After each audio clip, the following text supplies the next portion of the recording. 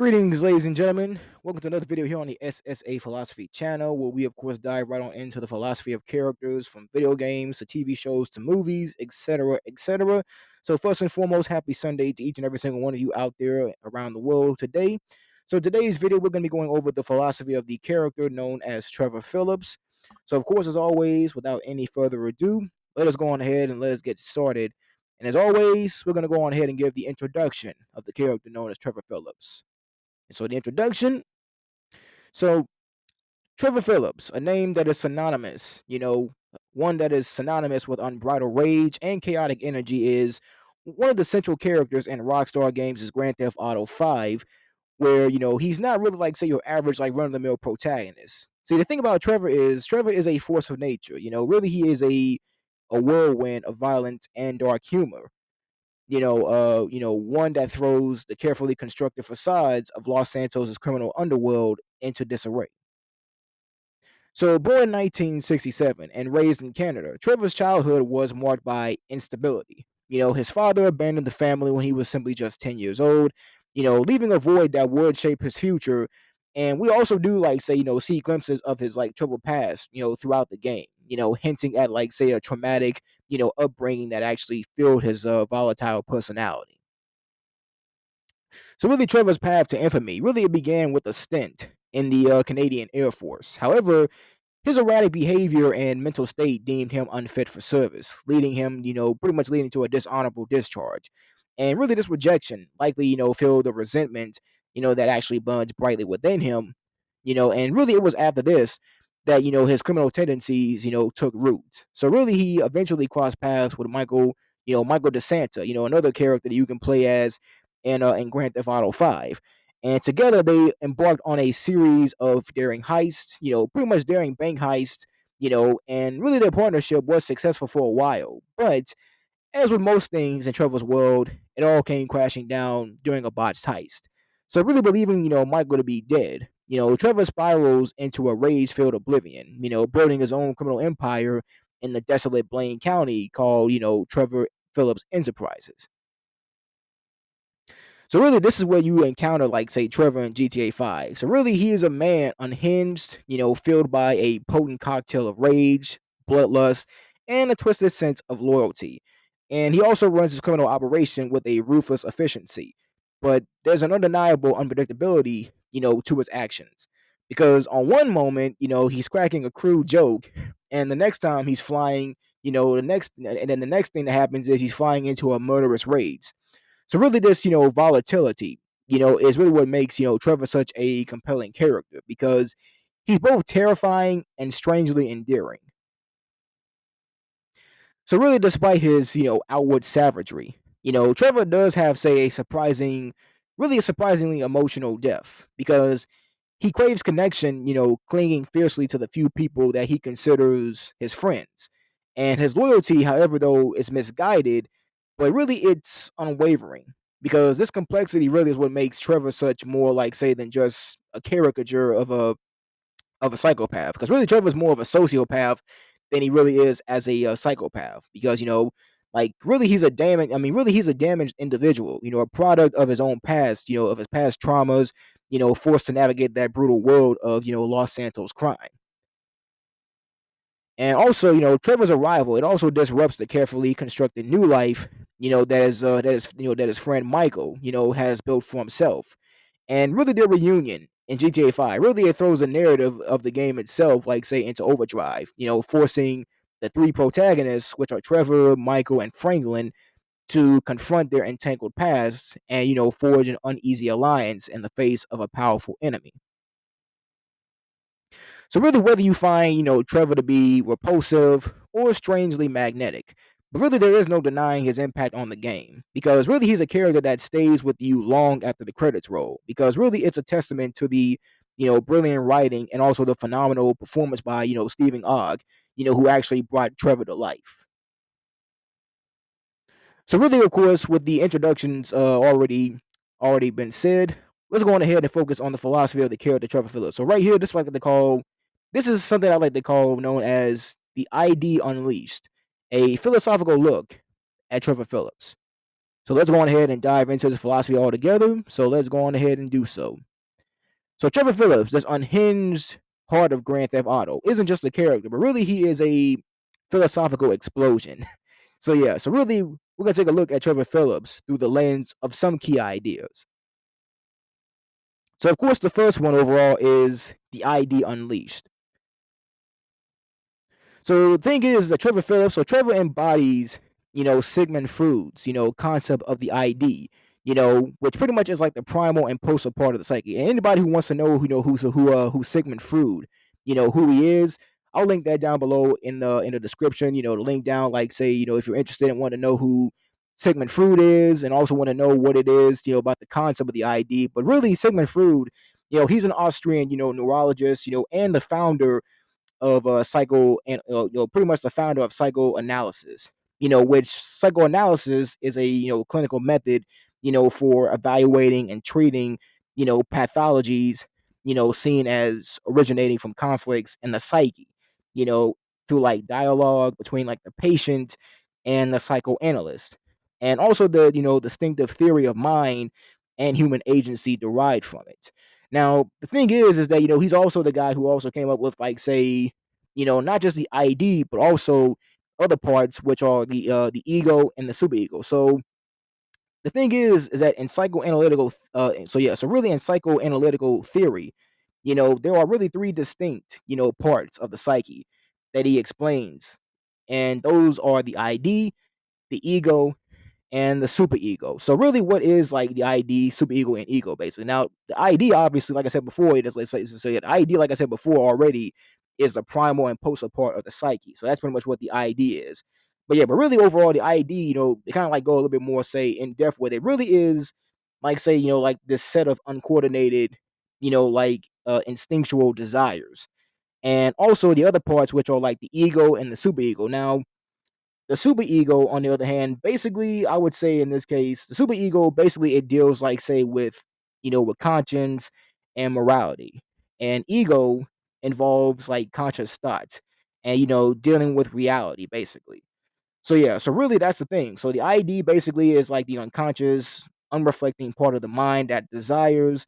The ego involves conscious thought and dealing with reality, and the superego deals with the conscience and morality. So really, this is pretty much like, say, like a little bit of like a brief, like, say, a bit like a brief like dive into like Sigmund Freud and his concept. When it comes to, like, say, the concepts of like the ID, the ego, the superego, and also like his theory, with psychoanalysis.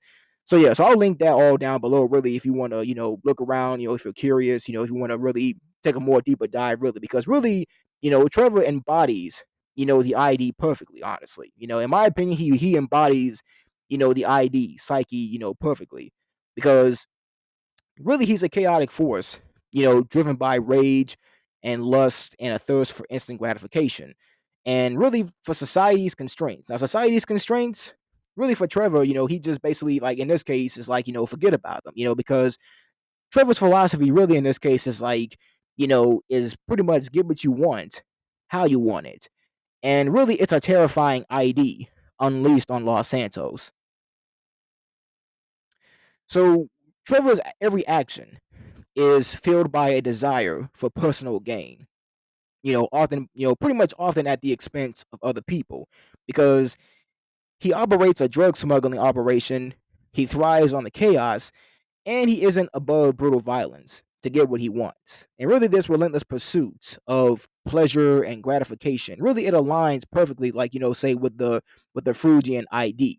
Because Trevor struggles, a lot when it comes to, like, say, his impulse control, because he reacts violently to minor inconveniences, you know, engaging in rage-filled tirades and brutal actions. So really this inability, to control his impulses, really it's a hallmark of the ID's dominance.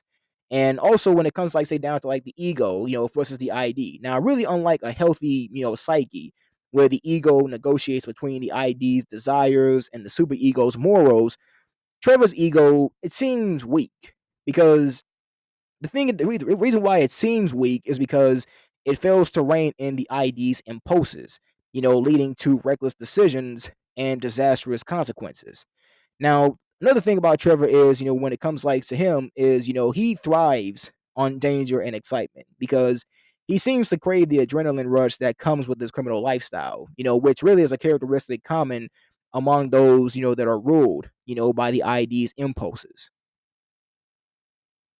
And however, though, now see Trevor, even though, obviously he is a character overall that is, seen to be a lot impulsive a lot of times, the thing is, he's not a one-dimensional character because really there are glimmers of a superego, the conscience that represents the societal morals, and emerge in his protectiveness of, certain characters, particularly those that he views as family. And in these instances, they suggest a potential for growth and a stronger ego, but the ID remains dominant. Because Trevor, really Trevor, he serves as a compelling illustration of the ID's raw power, because really his unchecked desires and impulsive actions really they paint a vivid picture of the potential dangers of a life ruled by the primal urges of the ID. Yet Trevor's complexity hints at the possibility of a more balanced psyche where the ego negotiates between the ID's desires and the superego's morals. And also another part we want to focus into in Trevor's philosophy really is the rage against the machine. So really, Trevor, so pretty much the best like so pretty much the best way you can describe a Trevor. So yeah, really the best way that you can describe a character like Trevor Phillips really is that he is a walking middle finger, like literally like a walking like middle finger. Well, not literally, but basically just a walking middle finger, to the establishment. Because the thing about Trevor is he despises authority, and I mean he really despises authority. He despises authority, hypocrisy, and the soul-crushing mundanity of normal life. Because his violent outbursts really are like a rebellion against a world that has left them scarred and angry. Now, sometimes his violent outbursts, a lot of times, in some cases they can be seen as funny. A lot of times, if you played and you watched GTA 5 altogether, but really, I think they go a lot more deeper than that because really, in my opinion, that's pretty much what it seemed to be. Really, a rebellion against a world that really let them scarred and really let them angry. And the thing about Trevor, when it comes like say to his, disregard for the law and the social constraints, like pretty much the social constraints, really is a middle finger to a system that he sees as hypocritical and corrupt. And really he operates outside the boundaries of civilized society, creating his own violent and chaotic version of the American dream. And the thing also is that police officers, politicians, and anyone representing authority are immediately or instant targets for Trevor's aggression because he views them as the enforcers of a system that keeps him down. And his actions are a violent rejection of their control. And Trevor's rage, often it manifests in self defeating ways because he burns bridges with a lot of allies, and destroys potential opportunities with his erratic behavior, and really what this reflects a deeper truth about societal anger. And it can be as harmful to the individual as it is to the system that they rage against. So really in this case, the question I ask you guys is this: is Trevor a hero of rebellion? Now, Trevor's rage, it may be a powerful force, but really it's important to really recognize that it is not a revolutionary one.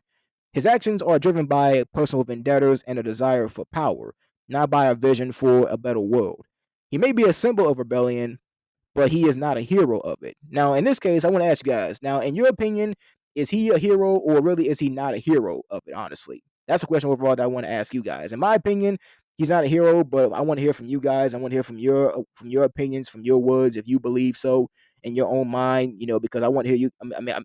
Because I want to hear you guys' opinions as well too, because your opinions also do matter on this channel. But other than that, though, let's continue on and move on with this here. So, and also when it comes down to the danger of unfocused rage, the thing is that while rage against the machine, while it can be a powerful motivator for change, the thing is that it needs to be channeled into something constructive. The thing is that unfocused anger, it can be destructive both to the individual and to society as a whole. The thing about Trevor is that really his rage, honestly, the thing about Trevor is that while his rage, because really when you think about it, like his rage in the game, is like depicted like say as a sense like like pretty much if you play the game and you watched it, you could probably tell and see that like his special ability in the game basically is where he can basically like say take as much damage as he can. Basically he's invincible. When he taps into that special ability because like Michael's ability in the game basically is like he can slow down time, and pretty much be able to be consistent and be very like say reliable when it comes to like focusing on his targets, like his targets that he tries to execute. And Franklin, his special ability is that he's like a great driver, like he can slow down time while he's driving, because he's the best driver out of all, pretty much out of the two of them. But Trevor, on the other hand, is basically like say the perfect guy that you would want in combat, and really that rage of his, it gives him like that sort of like say invincibility for like a short period of time. But the thing is though is that rage is not really focused, like it's not really constructive for Trevor, and that overall right there, is really it's really what really makes his rage to be really a lot of times so very destructive, really both to him and really overall to society. So really that rage of his, I mean, it is like pretty much like say that sort of like that special ability that he uses as a way to him be able to say like pretty much that like ability for him to be invincible for a short period of time. But at the same time though, it's not, it's not constructive. It's not constructive at all whatsoever. And also another thing we want to dive right on into in the Trevor's philosophy really is the duality of man. So really, despite the rage, there is a flicker of humanity in Trevor because he shows loyalty, albeit twisted, to his friends and a surprising capacity for love. Now, this duality, it really makes him complex and unpredictable. Because see, the thing is that Trevor, the thing is this: is he a monster or is he a broken man clinging to shreds of decency? And really, the thing is this, and and once again, obviously, he represents the Freudian concept of the ID. Basically the primal, instinctual part of the psyche that craves, immediate gratification. So really, Trevor, like he is ruled by his emotions, particularly anger and aggression, and his actions are often unpredictable and are filled by a sense of entitlement and disregard for the consequences. The thing is that he lacks empathy and remorse, inflicting violence without hesitation. And really, this embodiment of the idea, it really raises a question that really is there a darkness within all? So really, the thing is this: like, is there a darkness within us all, a potential for destructive behavior that lurks beneath the surface? That's a question overall that I want to ask you guys. So, what do you guys think, honestly, in that? And also, Trevor, however, he's more than just really a caricature of violence, but really, he's a man, deeply affected by a troubled past because we see glimpses of vulnerability and a desire for connection, particularly in his dysfunctional relationship with his mother. And Trevor, now he constantly seeks approval and belonging, often forming unhealthy, like pretty much, having, pretty much in this case, often forming unhealthy attachments. And this complexity really it suggests that Trevor's rage, really it stems from a place of deep pain and insecurity because he struggles to reconcile his violent tendencies with the yearning for a meaningful life. And also another thing is that Trevor, like his character, really compels us to confront the duality that exists within ourselves because we may not be as, outwardly violent as Trevor, but we all experience anger, we experience jealousy, and even other negative emotions. So, really, do we repress these emotions or do we find healthy ways to express them?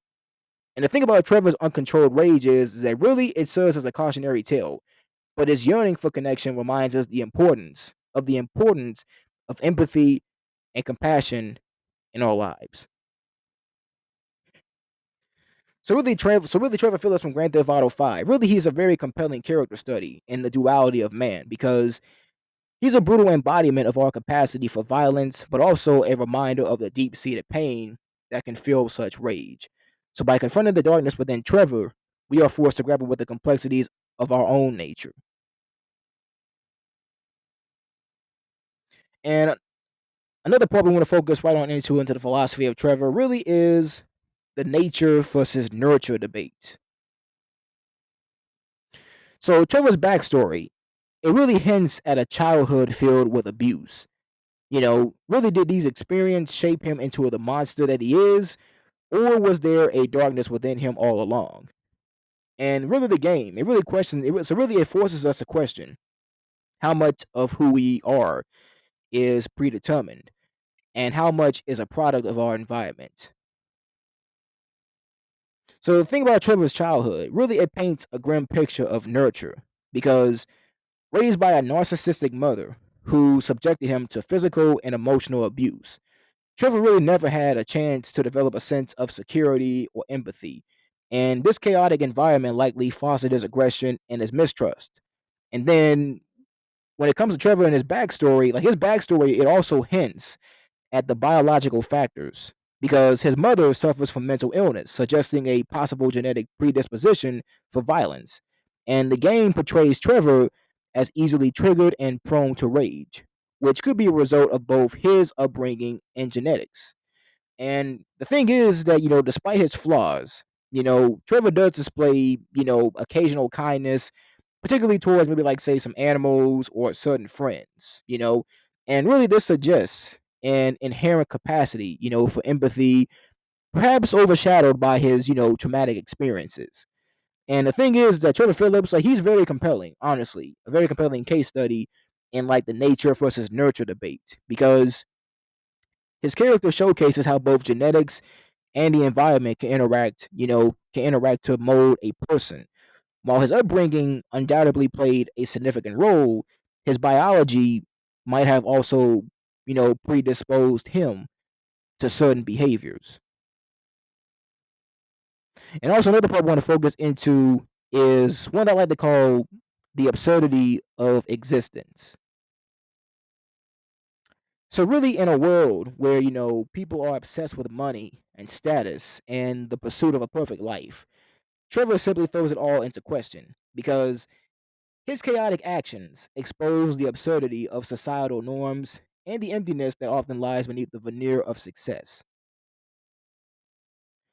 So really, Trevor, like his impulsive actions are all like say driven, often driven by a desire for immediate gratification because he partakes in drugs, violence, and unhealthy relationships in a relentless pursuit of fleeting pleasures.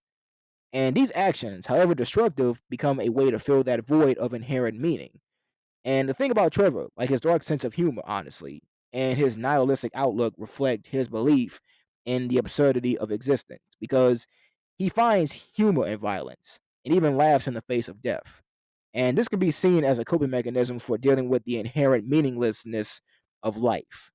And also, Trevor's gratuitous violence, really, I would say it could be interpreted as an attempt to create significance in a meaningless world.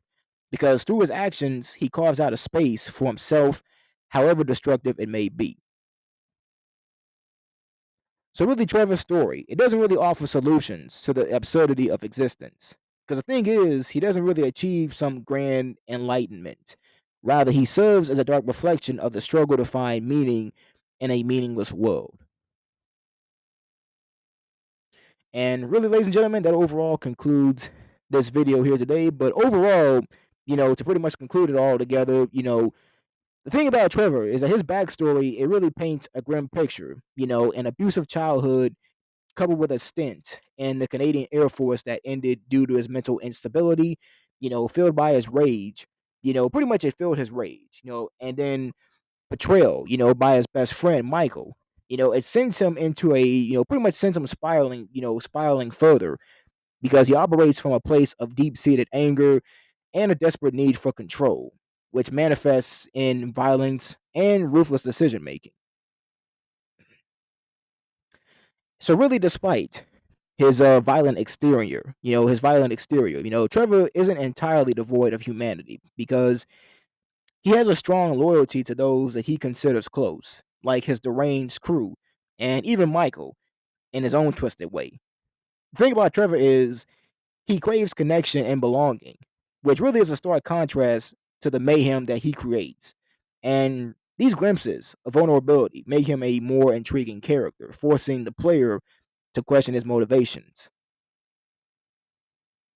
And also, when it comes down to Trevor, his chaotic presence really it disrupts the carefully constructed lives of other protagonists. Because his impulsive actions, constantly push the narrative, off kilter, forcing like Michael and Franklin to confront their pasts and darkness that lurks beneath the surface of Los Santos. So really, Trevor, really, he represents the unbridled ID, the primal urges that society tries to suppress. So really, Trevor's ending in GTA 5 really is a culmination of his destructive tendencies and a reflection of the player's choices throughout the game. So really, whether he's loved or whether he's loathed, Trevor is a character who leaves a lasting impression because really he challenges our perception of good and evil, forcing us to confront the darkness that can reside within us all. So whether we see him as a monster or a tragic figure, Trevor Phillips remains a powerful reminder of the complexities of the human condition. And with that being said, ladies and gentlemen, that overall is the end of this video. If you stay long to watch this video, I really, really appreciate it. I really do. I really thank you overall if you have. But overall, though, don't forget to like, to comment, and subscribe for more explorations into the minds of your favorite characters. And of course, hit the notification bell to be staying updated on my latest videos as well too. But other than that, though, that is all, ladies and gentlemen. So I hope you all have a wonderful, beautiful, and blissful day. And always remember, ladies and gentlemen, always remember to always be smooth, to always be steady, and to always be aggressive. Peace.